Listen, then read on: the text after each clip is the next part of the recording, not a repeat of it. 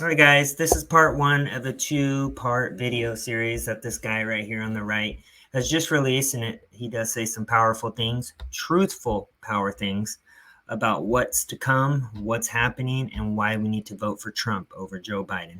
Please like, comment, subscribe. His policies are important, but not as important as the rest of him. Trump grasps the essential things. He understands the group quota regime is evil and will not stop until it destroys America. He is a fighter, bold, brave, and decisive, who has confidence in himself and his country. Trump never apologizes for America. He rightly believes America is the greatest country in history. Trump says, in effect, we have our culture. You know what blows my mind? All these little indoctrinated, woke college kids that are protesting around the country in regards to Palestine. If you were to, let's say, even maybe dress less, like, you know how they're fully covered, be gay, they would kill you. So it's kind of just hypocrisy when you see these people just protesting all around the country, causing havoc upon the American people for a different country. But yet, they hate on our country and say that we're a racist country while defending other nations who literally kills gays and forces women into marriage, forces women what to wear, and I believe in some cultures they're not even allowed to go to school. So, yeah. So it's just crazy. Exceptional. And that's the way we want to keep it. And we won't keep it if we usher in millions of immigrants with cultures different from our own. Trump knows his job is to protect Americans and just Americans. Protect them not just from enemies abroad, but from the woke globalists within. He knows that America does not need more diversity. It needs more cohesion. The woke radicals tell the Trump voters they are a threat to democracy. They say that all day, every day, and they never actually explain what that means. They just say Trump's a threat to democracy while we take away all your freedoms, while we flood your streets with illegals, and while we let criminals out of jail and then charge you for defending yourselves. Opposite clown world. Think about that. They're saying you Trumpsters are a threat to democracy. The woke radicals also tell us ad nauseum that America is systemically racist. Trump knows this is deadly nonsense, and he says so. This charge of systemic racism bounces off Trump because he has no white guilt. Well, I believe white guilt is just a ridiculous name or statement. Also, he's not racist. So the Democrats are the only ones that are obsessed with race and talk about race 24/7 because guess what? They are the true racists. If you're not racist, why do you talk about race 24/7? I just don't understand that it doesn't connect with Democrat voters. Any guilt for that matter. Trump tells his supporters what they already know. They are not racist, and they do not have white privilege. The woke radicals shut up those who disagree. Trump will not be shut up. If they manage to put him in jail, he will still roar like a lion. The woke radicals have the moral arrogance of fanatics. Trump, God bless him, knows we are all sinners. Trump rejects the utopian fanaticism of the woke radicals.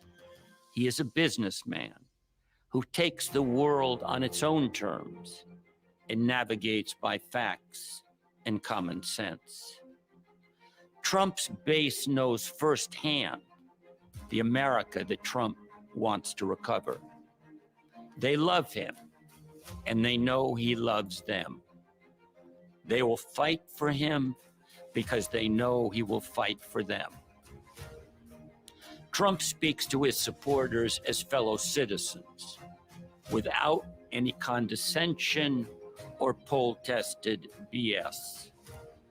Despite his billions, he is one of them, an outsider looking in, a man who takes ketchup on his steak and is as disgusted as they are with the anti-America elite. This natural appeal has molded everyday patriotic Americans. The reason why Trump's support is just skyrocketing, I believe, is because all these wars that Biden has created, they have now opened the door to where you can easily see, if you want to see, they're wasting your taxes. They are putting your families in jeopardy by letting these illegals in. They are not criminalizing criminals when they are attacking and killing Americans. They're letting them out of jail with no charges, no repercussions at all. We need common sense back in the White House, and that's what they fear. They fear that Trump's going to come in and fix all the issues that the Democrats and the uniparty rhinos have started. And they know once he gets back in, they can't profit or get millions like they've been doing overseas wars. For example, Ukraine, which they just passed 60 billion more on top of the billions we've already sent this week. And guess what? Rhino Republicans, I think it was like 120, co-signed that bill. So shame on them. Every single one of them needs to be voted out this upcoming election. Every single one of them. We need America first across the board. Into an army. We cannot stop the left's revolution and retake the nation without these men and women. Unlike most conservatives, they will actually fight for America. But they follow Trump. Without him, they stay home. With him, they are united and determined. At his rallies, his audience invariably breaks into chants of USA. USA! USA! In these moments, Trump and his audience mutually pledge to each other their fidelity and their sacred honor. His enemies hate him with an indescribable fierceness. Another hit. All these cults, as I like to call them, Antifa, BLM. Sorry, BLM was a cult, and it didn't help any black-owned businesses. It didn't help black cities or minorities of any sort. All it did is just burn businesses down and attack cops and degrade people. That's it. But these are all funded, guaranteed, by George Soros and the Democrats. That's where all of these cults come from. They say. Elect him and he will be a dictator. We should take this hysteria as reason for hope. The America haters rightly fear that Trump and his party are on the threshold of a successful counter-revolution. Trump hates his enemies every bit as much as they hate him. His enemies are America's enemies. Trump is the most towering figure of our time. He has changed politics, not just in America, but in the West. If we are to take back America, we need someone who is unmovable, who has proven that he can stand up against the immensely powerful army of woke modernity that will attack him with all its might. Someone who will go after the deep state without pity or compassion. And someone who has the conviction that America is still the last best hope of Earth. That someone is Trump. Trump, the politician, came out of the blue, an unconventional commander against an unconventional enemy. Almost inconceivable as president at any other time, Trump fits this turbulent moment to a T. Is it too much to wonder whether the appearance of this most unconventional man is providential?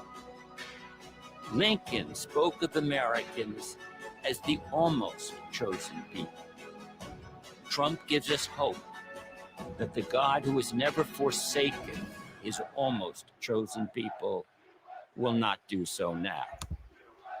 Thank you. Ooh, it almost gives you goosebumps. Well, the only comment I have is I pray, really pray that our country will last till election time in November, because I don't know how much longer our country can last with this open border crisis. And you see them shipping all these illegals across the country overnight, during the day, through planes, through trains. And yeah, it might not affect you yet or be at your front door, but it will be very soon. So it's time to prepare. It's time to vote for Only America First across the board. And that's it. It's really that simple. Please like, comment, subscribe. I hope you guys enjoyed the video. Talk to you soon. Peace.